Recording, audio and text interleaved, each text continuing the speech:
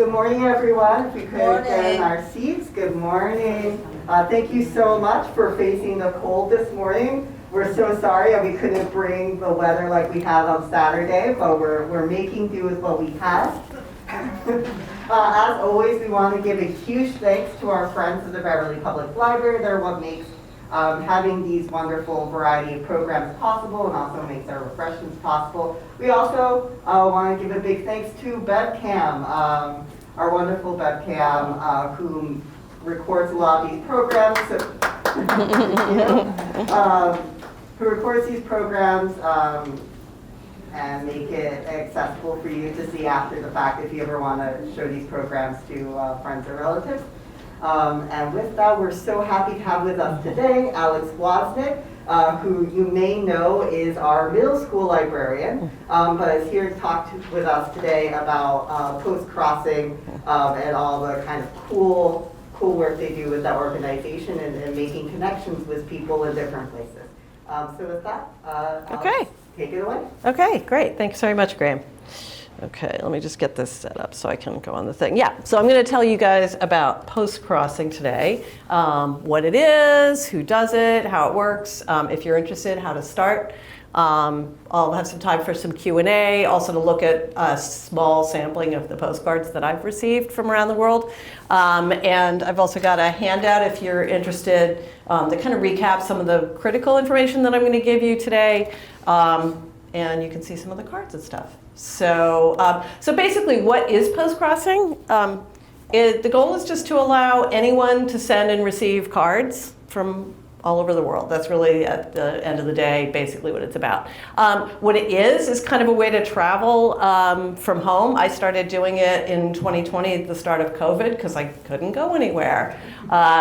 And it's a great way to connect with people all over the world, which I really enjoy. It's free to join. There's no fees ever. It's I donate a little bit of money to them. I think it's run as like a nonprofit. I'm not even sure. And because you get fun surprises in your mailbox. It is not a scam. It is not creepy. It is not a one-to-one pen pal thing, although you can find people through Postcrossing to do direct exchanges with. Some people do that, but if you don't want to, you can just say, I don't want to do direct exchanges, and people shouldn't bug you about that. It is not only for people who are older or younger or men or women. I would say there's a pretty large number of women who were, kind of middle-aged and a little older, but I get cards from kids and I get cards from men and I get cards from people in their 20s and, so it really isn't just something that's people in one particular demographic or anything. It's not particularly time-consuming and expensive unless you want it to be. There are some postcrossers who you'll see online when you poke around who've sent and received thousands and thousands of cards, and sometimes I start doing the math on how much that must have set them back. So it's been going for nearly 20 years. I think their 20th anniversary is in July. There are about 800,000 people signed up for it all over the world in, as of now, 211 countries. And they have sent over 81 million postcards since it started. So it's kind of big. So it started with two folks in Portugal. Paulo, I'm not going to try to say his last name, started it in Portugal when he was a student, basically, so he could get postcards. And Ana Campos worked with him. She designed the logo and the website, and they launched in July of 2005, and they still run it today. There's a handful of other people who I think they employ, if you go on their About page, that do a little bit of the back office stuff, but it's a very small organization. And there's actually there is a TED Talk. I thought about showing you a piece of it, but they did it in Portugal, and it's run in Portuguese, and it has subtitles, so it's a little awkward showing I thought it might be a little awkward showing the thing with subtitles, but you can look it up if you want to look up a TEDx thing that Ana Campos does, and she explains more about like how she came to start it and stuff.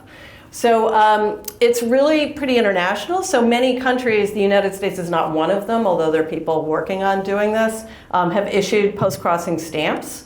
So I just wanted to show you a sampling because I think some people who are interested in Postcrossing are also interested in stamps. I'm not so much a stamp person, although I like a nice stamp. So the first one was Netherlands in 2011, and then the Netherlands did another one in 2016. Brazil put that great one out a couple of years ago. I really like that one. Moldova, the Åland Islands, Indonesia, Ireland, and Romania have all put out stamps. Poland and Guernsey's put out a couple of stamps. Austria and Finland, Switzerland, Ukraine, and Hungary have all done stamps. Slovenia, the Czech Republic, and Russia. There's a lot of postcrossers in Russia. Belarus has done a couple of different stamps. Luxembourg and Germany's stamp just came out in 2022, and I get cards pretty often with that postcrossing one from Germany. New Zealand and Poland put one out in just this past fall in 2024. And Belgium has one coming out in 2025. So that's a kind of a nice setup. It shows how postcrossing works, and it looks like, you can pop the stamps out, I guess, but they're going to sell it on a sheet that looks like that. So if you're a stamp collector, it's something you could look for postcrossing stamps if you like getting international stamps. So now you know that it's kind of like an international, worldwide thing. So here's how it works. I'll explain the basics, and then I'll tell you a little bit more about the actual mechanics. So basically, you send and receive postcards. So first you write a postcard, you click send postcard once you've signed up for it, and you get the address of a random person somewhere in the world. You can't pick where you're going to send them to, and it'll come with a postcard ID. So the IDs have 2 letters first that indicate the country that you're sending it from. So mine are always US something, and some kind of a number. And you write the postcard. So you can see the person's profile. You write a friendly message. Sometimes they tell you things that they want you to tell about. Sometimes they're like, tell me what the weather's like. Tell me about a book you read recently. Tell me about a place you want to go. Tell me about, whatever. So sometimes people say things that they particularly want to hear about, or you can write about whatever you want. It's not, and you don't have to pick a postcard that conforms to the list. A lot of people put lists of things like, I like lighthouses, or I like dogs, or something like that. If you have a postcard like that you think they would like, great. But if you don't, they actually run these little taglines pretty often on the website that says, remember, postcrossing's about connecting, it's not about collecting. Like, people do collect stuff, obviously, through postcrossing, but it's not the primary goal of what they do. You mail it, and then you have to wait a little while. Because what happens is once that card arrives, the person who receives it registers it on the website, and then your name gets given to somebody else. And somebody totally different sends you a card. So it's not, postcrossing never sets up one-to-one things. Sometimes people find other people and they do one-to-one exchanges, but that's not how postcrossing, the thing that they do, works. So once somebody receives your card, it makes you eligible to receive a card from another member. And so where your card comes from is a surprise. So one of the things that I really like about it is this sort of element of surprise. You never know who or where you're going to be sending a card to when you say, I want to send a card today. And you never know when you're going to get a card in the mail. It's always just like this nice, happy surprise, or where it's going to come from, or what it's going to look like, or anything. So one day you'll check your mailbox, and a postcard from someone far away will be waiting for you. So then you have to go to the postcrossing site and register the postcard using the postcard ID, so that person knows that it's been received. And so you can have several postcards traveling at the same time. The more you send, the more you can send. And it's always a one-to-one. Like if I've now sent about 800 cards, and I've received about 800. Now, a few get lost in the mail, and there's a little bit of timing thing, so the numbers are never exactly the same, but they're approximately the same. So sometimes people are like, that sounds like fun, but I don't have time for a hobby like that. Well, if you want to send one card a month and get one card a month, you can do that. Like, it's not, you're not committing to anything. So if you're interested, the way you start is you go to the website. It's free. There's no app. They don't have an app. I use it on my phone sometimes, but you're just going to the website, with your browser. And you create a profile. So some people really don't have a lot of personal detail in the profile. You put as much or as little in it as you want. A lot of people don't even have a personal photograph. I do, but that's a picture of me when I was 7 years old. So that my parents dug out recently, and I was like, oh, that's perfect. But a lot of people don't have personal pictures, and if you open those up, they don't blow up any bigger. Like, And your address only shows to the people who are going to send you cards. Nobody can retrieve my address through here. And when they display an address to somebody, it's always displayed as an image. So people can't like copy and paste it into some kind of database or something like that. So like I've never received stuff from anybody because they got my address through Postcrossing. Like I think it's pretty hard to do that.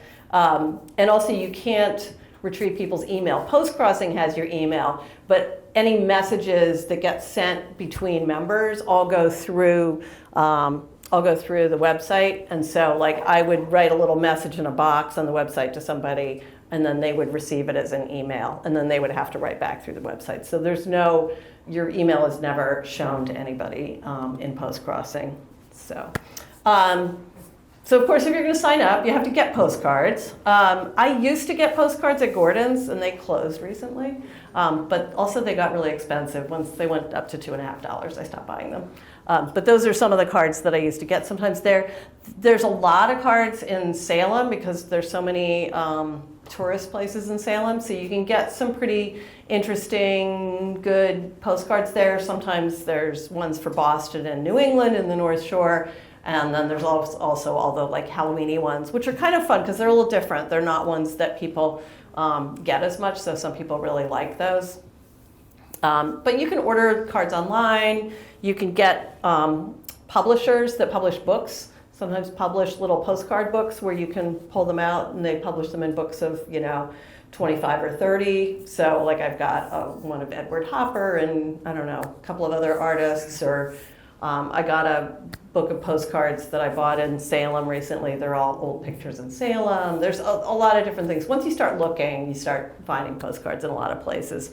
You can make cards. There are people on their profiles who sometimes say, like, I love handmade cards. And then there are people, unbelievably enough to me, who say, don't send me handmade cards. I don't like them. Save them for somebody who does. And I'm like, how could you not want a card that somebody took their own time and effort to make? I don't understand that. So yeah, but it's kind of also become a little bit of a hobby just to look for them, because since they aren't always easy to find, anytime I go places where I think, oh, they might have a postcards here, bookstores or any kind of touristy things, or sometimes you find them on places you don't expect, a grocery store or something. So I just grab a few wherever I go, and it's a lot cheaper and easier to shop for postcards when you're on vacation than it is to like bring back a bunch of trinkets. And then I feel like I'm actually going to use them too. So as far as the postage goes, so you've got to get the stamps. I always put the stamps on first because sometimes they take up a lot of room on the postcard. So it's easier if you put the stamps on before you write stuff on there. International postage these days is $1.65. So it's not cheap, although our postage in the United States is still less than it is in a lot of countries. So you can get a global stamp, which is that circular one that's down the lower left. So you can just put one stamp on it.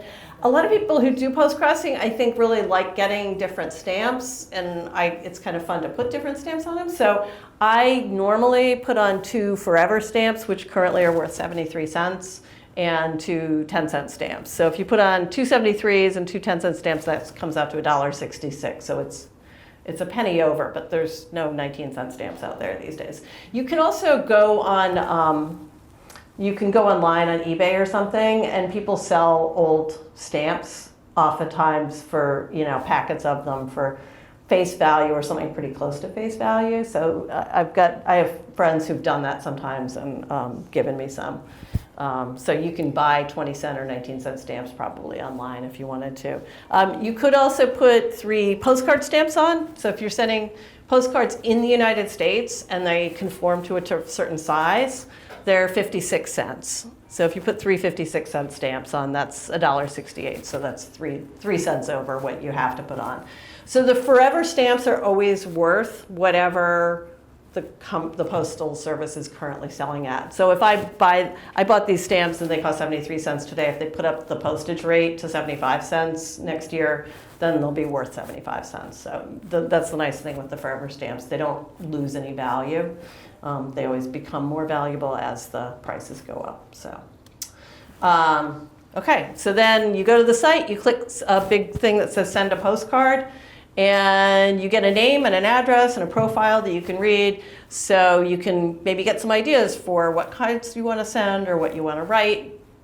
Don't forget the postcard ID. That's the important part, because if you don't put the postcard ID on it, the person can't check it in. There is a way to do it. If you get a card that doesn't have an ID, there's a form, you can fill it on the website, and you have to like take a picture of it, and you have to like tell them what country it came from and when you got a bunch of other stuff, and then they'll track it down. So that's happened to me 5 or 6 times where they will track down the postcard ID number if somebody sends it without one, but it's kind of a pain, so always write the postcard ID on. So when you start, you can only send 5 cards at a time, because I think they don't want people sending out 25 cards and then going, oh, I'm not actually interested in this. And then people are, then they get a bunch of cards, but then they don't keep the whole thing going. So yeah, so you can only send 5 cards to start, but I'll show you how that changes. I always upload the image. You don't have to technically. Before you send, I take a picture with my phone. For the first like 4 years, I just used the camera that was on my phone.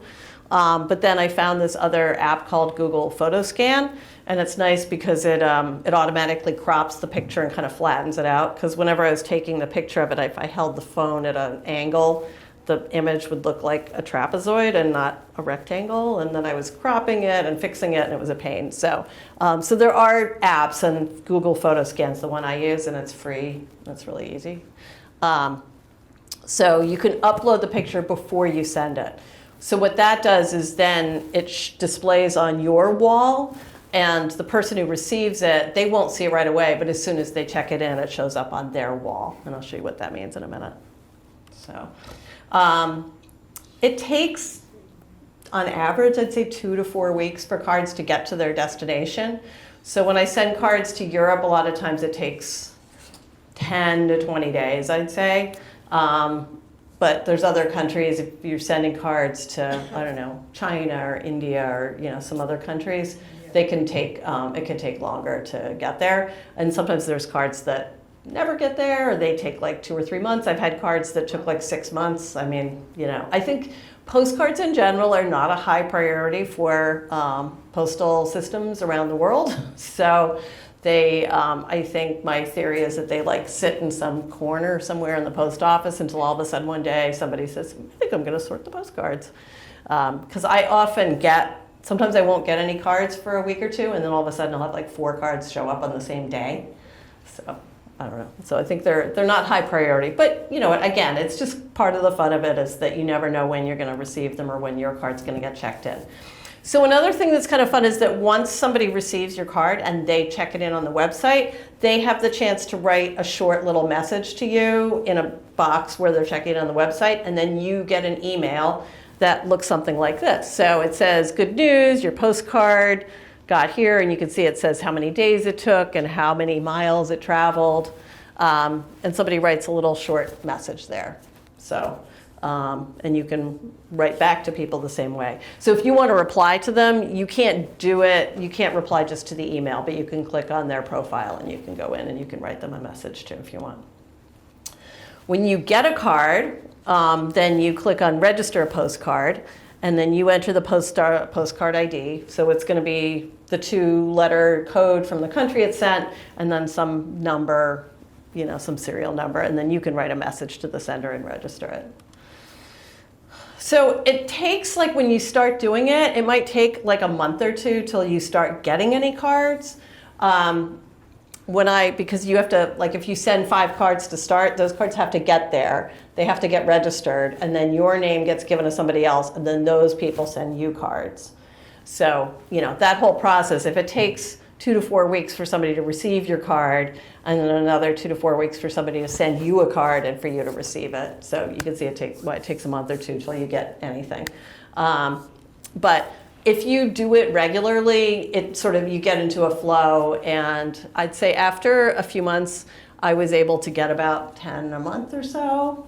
And after 2 years, I was getting something around 20 a month.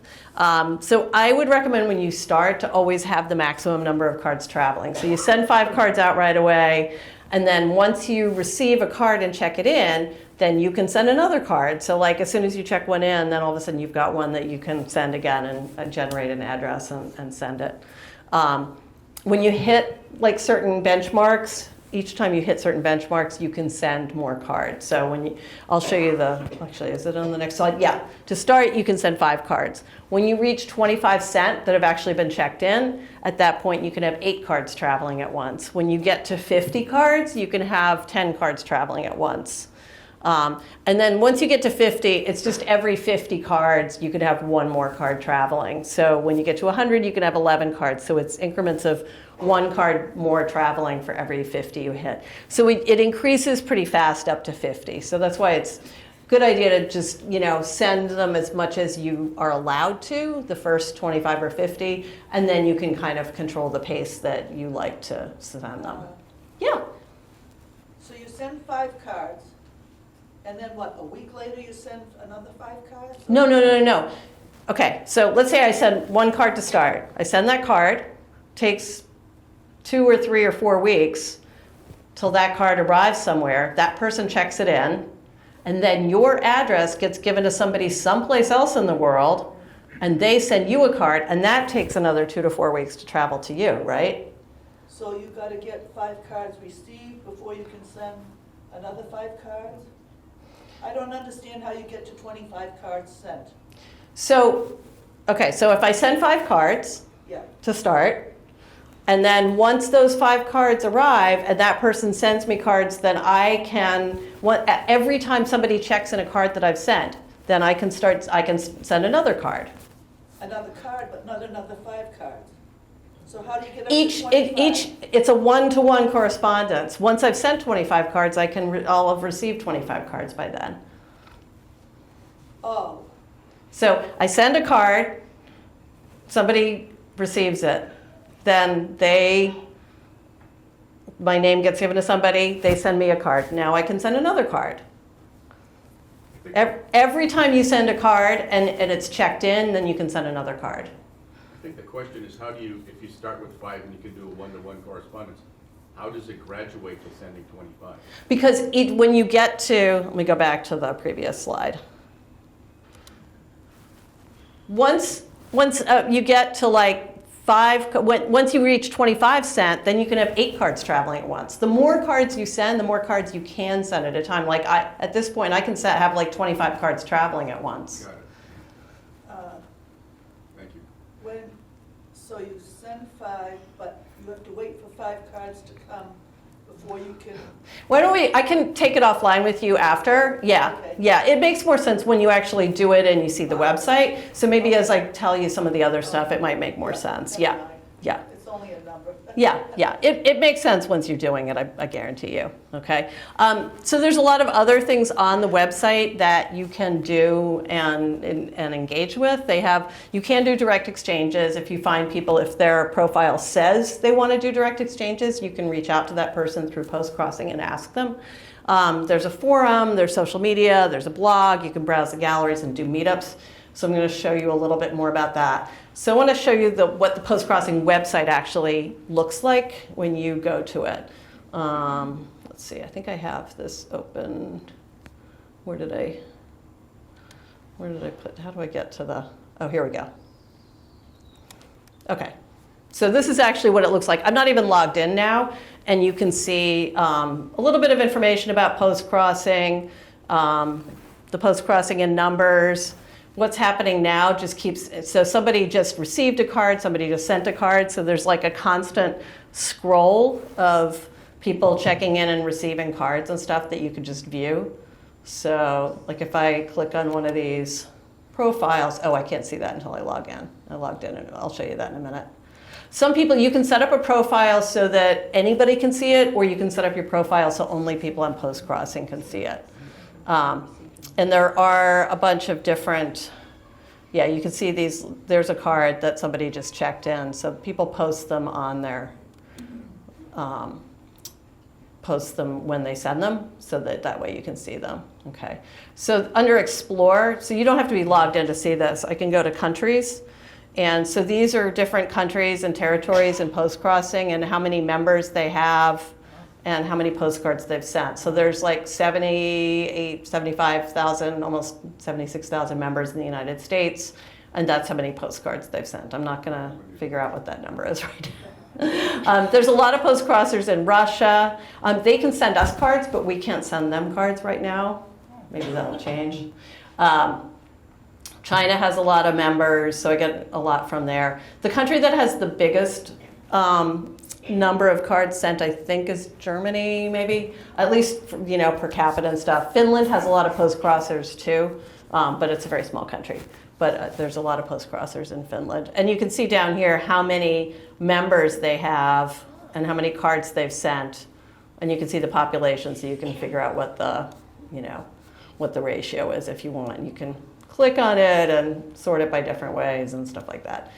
There's also, here's a gallery. So actually, I'll just go to the one now where I logged in so you can see it, because you can see more once I'm logged in. Okay, wait. Okay, yeah.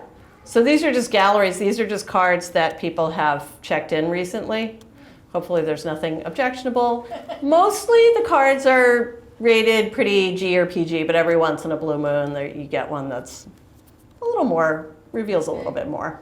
But usually people don't get those unless it's something they've asked for, and that happens rarely. It's like, I'm interested in lighthouses, I like dogs, and then I like, erotic cards. Every once in a while you run into that, but probably 5 times in the last 5 years I've run into that. It doesn't come up too often, and it's not the main thing, so yeah.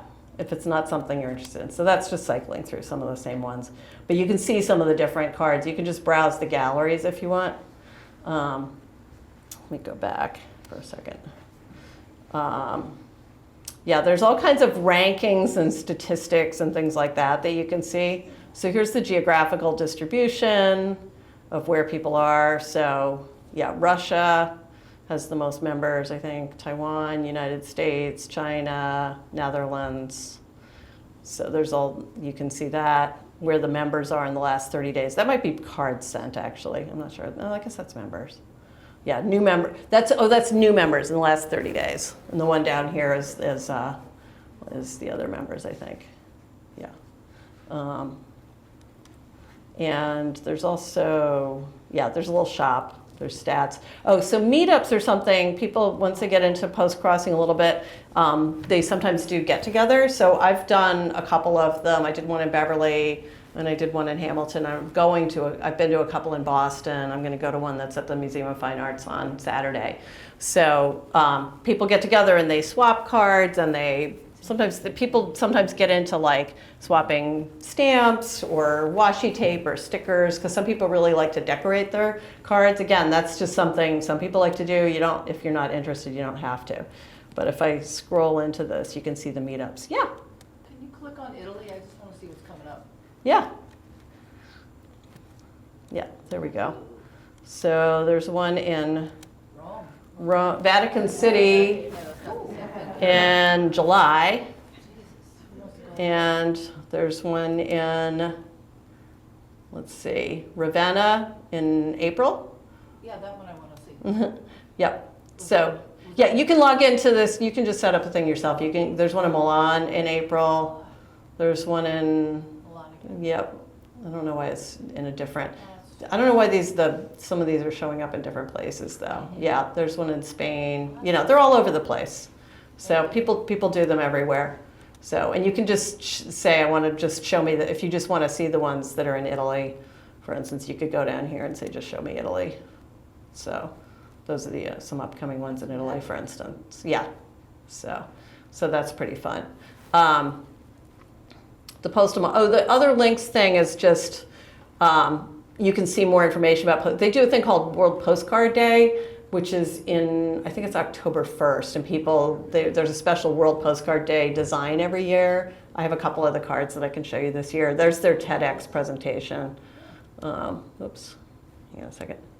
Sorry, I'm used to my Mac, and the clicking slightly different. Yeah, and if you do any social media stuff, there's Postcrossing presence on Instagram and Facebook and X and Reddit and Discord and Blue Sky and a bunch of other stuff. And then there's other sort of related types of websites that they list here for people that they're kind of affiliated with somehow or that kind of relate to it. So there's some other fun stuff to explore.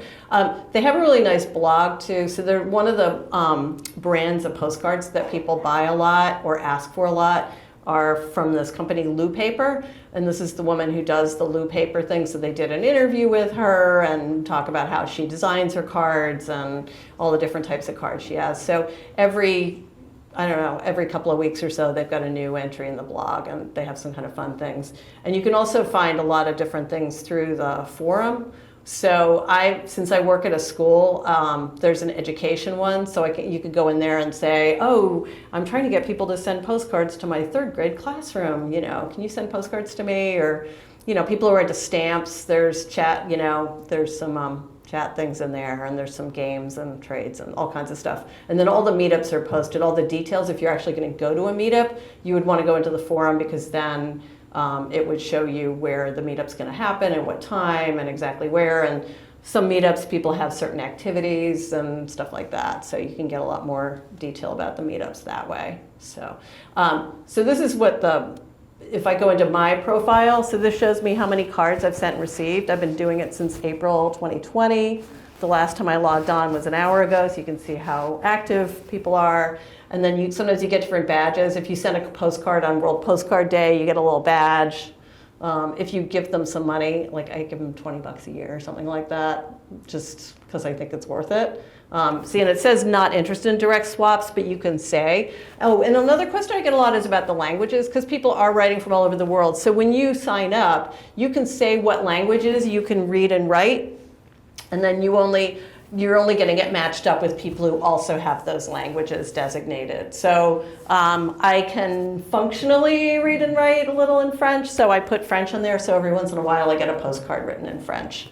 Or I get matched up with somebody who's doesn't have English listed on their thing. But many, many, many, many people do postcrossing in English from all over the world. So it's relatively easy to be an English speaker and have people to exchange postcards with, even though they're in lots of different countries. So, yeah. So I have a relatively long profile, but some people have shorter ones. You can say what kinds of, give people some background about yourself and some information about what kind of cards you like. But some people don't do a profile at all, which I find slightly annoying. I like it when there's at least like a paragraph, so you have some idea of who you're writing the card to or something. And it also shows you roughly where you live, but it doesn't, you can't zoom into it enough. It doesn't actually match up the little thing on the map with your actual street address. It just goes to like the center of the city that you live in. So, so the only way people get your address is when they actually get assigned your to send you a card, and then when it comes up on the screen, it comes up, like I said, as an image. You can't copy and paste it into a list or something like that. So, and you can also, there's a setup too where if you want to, you can print it out and stick it out. Sometimes I do that. I don't have a printer at home, so it's kind of a hassle, but if you want to, you can print out the addresses and stick them on the cards. And that is, the cards get there a little faster to countries that don't use a Roman alphabet. So like if you're sending a card to China or Russia or something like that, you can't send cards to Russia, but if you're sending a card to China or Japan or someplace else that doesn't use a Latin alphabet, you can print out the address and put it on, and it probably gets there a little bit faster if you want to do that. So, so the other thing I want to show you is, so this is my wall. So if I click on wall, so I can see all the cards that I've sent or received. So these are some of the ones that I received recently from Quebec and Germany and Italy and Romania, Poland. That was sent from somebody in Finland, but it's a card from Barcelona. Yes. So one of the things I put in my profile is that people can send cards to me that come from other countries, because sometimes people say, oh, only send me cards from your country. And I'm like, but people travel, and a lot of times you buy postcards when you travel, and it's one of the things that's fun to do with some of them. So you can see all these different cards that you've gotten, and then you can also see, you've also got a wall, as long as you upload them when you send them, or the person on the other end does it, that shows the cards that you've sent. Oh, and it shows a map. So like here's a map of These are just the cards that between November 2024 and March, so just like the last few months. Those are all showing cards sent and received.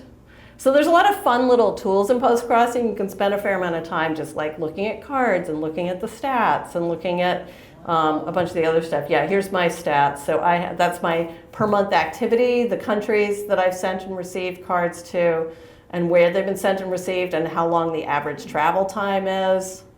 So there's all kinds of fun stuff you can kind of poke around and look at if you're in there. So let me just tell you a couple more things before I kind of wrap things up and you have time for some other questions and to look at some of my cards back there too. Oh, I guess now I'm at Q&A. And I do actually have some cards you can look at in a minute. So do people have questions about Postcrossing and how it works and stuff? Yeah. I have a question about settings. Mm-hmm. Can I know it sounds terrible. I'm a former children's librarian Yeah. in schools, so Yeah. you'd think I'd like kids a lot. But Can you set it so you can only Yeah, deal with from adults? adults. No.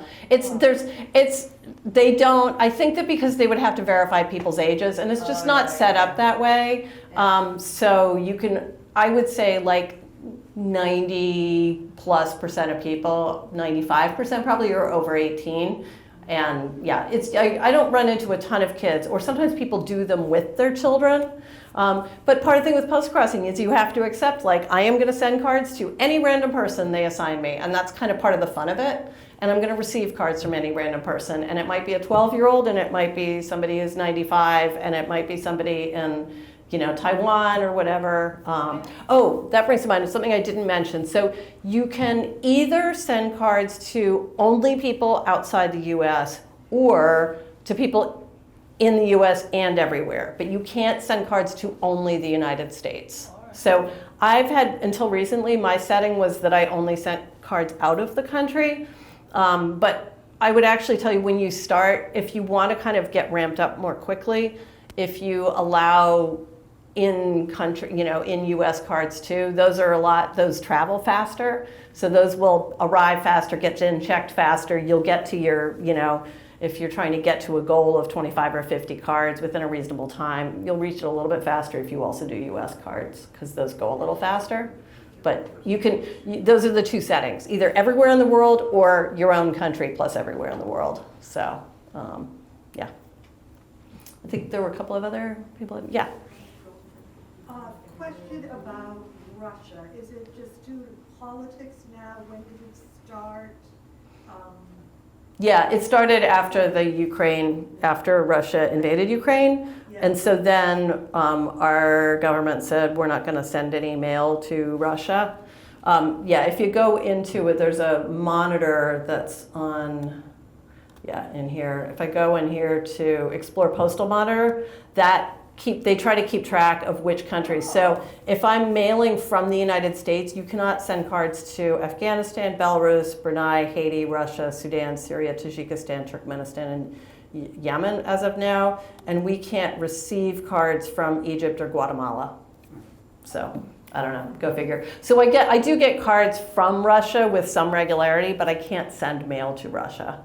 We can't send anything to Russia. So they keep track of that, so that way they won't give you an address of somebody in one of the countries that's on your country's no-go list. And you can see, if you're just curious, you can see like what other countries, I don't know, like does Sweden, this is where if you're in Sweden, you can't send a card to Eritrea. I don't know. So who knows? Okay, so there's different ways that they keep track of that. Yeah, in the back there, yeah. I think the whole concept is fantastic. The only question that I have regarding it is people in Portugal that created this concept and website, that got your original profile, they have that. Yeah. What's to say that they're not selling that information that they have to like the Viking cruises of the Right. world? Yeah. That is what I'm concerned about. Yeah. So when you sign up, they say that they're not going to sell it. Of course, maybe they could, and I wouldn't know, but to my knowledge, I have never gotten a piece of mail or email that I suspect is because of being on Postcrossing. So the way they run it, they don't sell it, and that's what they say they don't. Could they? I suppose they could change the user thing, but yes, that's part of it. Yeah, yeah, yeah. If they did sell it, that would be in violation of the user agreement. So, yeah, yeah, yeah, I noticed when you showed the chart of your own experience, yeah. that it looked like 90% of the cards that you received were from other than US, and that's you explained that you only recently signed up for something. Yeah, I've only gotten one card from the US because I literally just changed my profile like a couple of weeks ago. Okay. So I got my first US card just last week. So basically, when you go to these meetups, you said you're going to one of the Museum of Fine Arts. Yeah. Those are also people who, that they're not part of your curriculum right now. Because you only recently... No, they're not people that, when I go to a meetup, I'm not seeing people who I exchange postcards with. Right. Yeah, when I go to a meetup, I'm seeing other people who do postcrossing. But they may not be doing it to US either. They Right. might be just doing it to Europe like you are. Yeah, or all over the world, yeah. The setting is either everywhere in the world except your own country, or everywhere in the world including your own country. And one other thing, so basically, when you send this postcard out, you don't actually have a street address. Yeah, I do. Here, I'll show you what it looks like. Here, if I go back, if I go to home, and I say, okay, today I'm going to send a card. So I click send a postcard. Hang on. And so this tells me, right now I have 7 cards. I can have up to 25 cards traveling at once. I haven't been doing it as much the last few weeks. And each time I have to say, yes, I've read the notes above. So it says you'll be given a postcard ID that you have to write on the postcard, a copy of the address, that you should mail the postcard to be sent to your email account, and then they have community guidelines. So if you want to look at that, you can see before exchanging any postcards. So, so selecting address. Okay, I'm going to send a card to somebody in Latvia.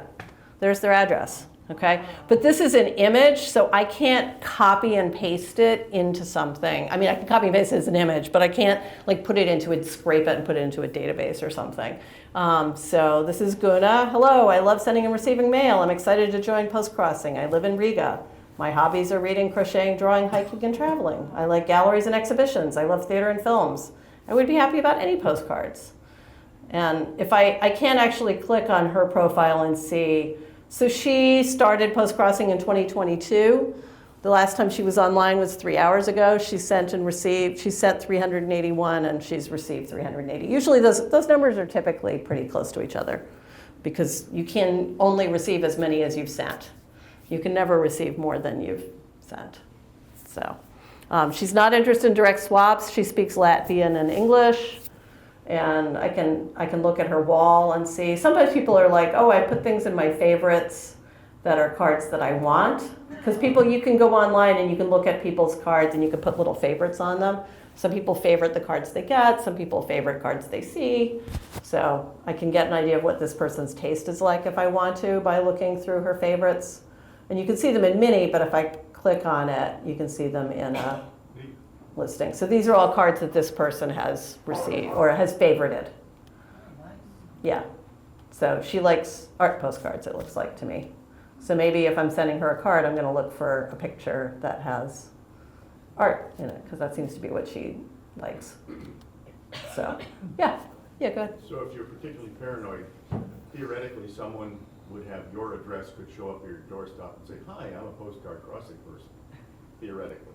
That's the only way you're... The only way, but they don't, well, yeah, but the problem is, and actually more recently, that's more possible than it would have been because I was only exchanging cards with people outside the United States. Right. So like somebody who lives in Latvia, actually, if she pulled my name and she was sending me a card, she would have my address, but she lives in Latvia. What are the odds she's going to show up at my house? And I don't know. Also, like, I know. No, and everybody has to decide what they're, I mean, if you're online at all, engaging in things online, people are going to have information about you, and you have to decide what your level of comfort and interest is in exchanging them. Personally, I'm less worried about the people in Postcrossing have my data than I am about Jeff Bezos, but, everybody's got their own thing. Or Elon Musk. Or Elon Musk, or, any of these other folks, yeah. So we're not going to go there right now, but you get the idea. Like, it just, if you're online at all, or even if you're not online, there's people who have your information. And I don't know. I don't have a very common name. I'm not that hard to find online. If somebody wants to find me, they can find my address. So. Here in Beverly, they can look you up in the street list for that matter. So. Right.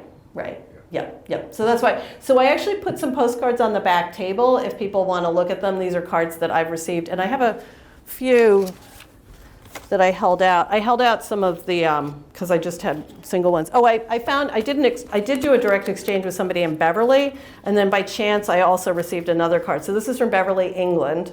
So I'll put that out on the table. And then I have several cards from a meetup that I did recently in Hamilton. So that's the meetup card. So a lot of times when people do meetups, the person who organizes them creates a meetup card. And so I created it in Canva and I got it printed at Staples. So that's the meetup card that I made. Every year they have a competition for World Postcard Day, so I have a bunch of these from 2022, so I'll put those out. So these ones and these meetup cards, if somebody wants one, you can just take one. And then I've got one copy each of some others you can see. This is from a meetup I did here. Here's one from Connecticut, a couple from Boston. And I've gotten some of these when I've gone to Postcrossing meetups because people bring cards to exchange. Oh, here's World Postcard Day 2024. So I'll put those out on the table too on the side if people want to look at them. So a few of them you can take. Yeah? What is the process for setting up? You said you set up a meetup. What is the process? So yeah, you just go, you have to find a place. So, I've done it I did one at Copper Dog and I did one at my friend's bookstore, Paper and String up in Hamilton. People do it at libraries, people do it at bookstores. You have to find someplace where you can meet and have table space because people bring cards, and a lot of people who do meetups get little rubber stamps made with their Postcrossing ID, so they can stamp them. Because one of the big activities at meetups is that people stamp all the meetup cards, and then you use those to send out. There are people on Postcrossing who collect the meetup cards, and they want them all stamped with all the people who were there in most cases. It's kind of a thing. How do you contact the other postcards? So you post it in the forum. So yeah. So I'll show you the one for the meetup that's in Boston coming up. If I go in here to USA, and where's the Boston one? There it is, Boston meetup. So it's at the Museum of Fine Arts. Here's the thing at the top. Yeah, you just go on and you set up the thing. You have to read a little thing before you set it up, but this has where it is and when, and then here's the meetup plan. So what they arranged was that they're gonna go into the cafeteria and set up like right at 10 when the museum opens. And they're suggesting if people wanna go to the Van Gogh exhibit, buy your tickets for this particular time if you wanna go through with us. And how you can get there, and they put in a little notice that says, be advised you can't bring large bags in, and tells you to just most of the time people RSVP. So this is the meetup card that somebody made for the meetup. That's the front and that's the back. So people sign up ahead of time. Usually they say, I want 10 cards or 20 cards. The person who makes them covers the cost to start, and then they basically are selling them to you. They'll figure out, depending on how much they cost to make, they'll say, they're 50 cents each, and you can give me cash or Venmo or something like that. So, yeah. So is all that detail about the meeting stuff they lifted from the MFA website, all about admission time, or do you have to enter that all yourself? The person who organized it entered it, but that's just that particular meetup. Like some places have meetups that are at less, like, I don't know, here's one that's in San Mateo. They're meeting at a food court in the Hillsdale shopping mall. Yeah. Like here's the people who've ordered cards. This is a pretty big meetup, so here's what the meetup card looks like. Very nice. Yeah. So yeah, you can just keep an eye on when the meetups are if you want to go to one. Yeah, here's one in Charleston, South Carolina, Kalamazoo, Michigan. They're all over the place. People have them all the time. But lots of people do Postcrossing and never go to a meetup. So, yeah. That's such an elaborate website to maintain. This couple does this, how do they get their funding to this must take this is like earning a living. Well, I mean, you do get very occasional asks for donations, like I think once or twice a year. I get a little ask, but it's nothing aggressive, you know. It's like a private nonprofit. Yeah, I think so. Yeah. If I go, there's an FAQ section and a contact section if you want to see more about it. Here's about Postcrossing. So, yeah, here's the team. So they have a few other people, and I have no idea. Yeah, Paolo and Anna still run it. And then there's someone in Australia who says she runs the forum. And then here's somebody who does the support and maintenance stuff, and somebody in Hong Kong who replies to the emails that Postcrossing gets. I wouldn't be surprised if some of these people volunteer. I don't know. I think that it's a pretty shoestring operation, you know. I mean, like I said, I give them $20 a year. I'm sure they've got other people who give them. It's big enough that, you know, there's 800,000 members. That doesn't mean there's that many that are active. You know, a lot of people might do it for a little while, sign up, and then poop out after a while, or people go back to it, leave it for a while, and then they come back a few years later, or something like that. If you don't do anything for a few months, then your account becomes inactive, but you can reactivate it anytime if you want. So, yeah. Anyway, yeah. So that Van Gogh postcard that you said is sort of like a memento for the members who are going to go to the Museum of Fine Arts? Yeah. So does that mean that somebody who organized that particular meetup, did they make that Yep. particular? So how do they do that? You can create a design online. Like when I did the one I made, I designed it on a website called Canva, and then I downloaded the image and I you can set up postcards to print, just like any other, you know, you can print a banner or cards or all business cards or whatever through Staples or Vistaprint or something like that. Okay. So you can just create the image that you want online, and then you can set up the ordering through Staples or wherever you want. So basically, when you go to Staples, you need to find, they probably have a really decent printer that can put in nice colors. Yeah. You can see this one that I had made. This one is that I made that. I had that made at Staples. I'm going to put them on the table. Anyway, I actually have to leave in about 10 minutes, and it's 10:25, and I wanted to give people time to look at the cards. So why don't I put these ones out that people can take and show you, and then the other ones you can just look at. And if you guys want to ask me one-to-one questions, that's fine. So we can do that the last 5 or 10 minutes. Is that okay? Yep. Does that sound good, Graham? You're welcome.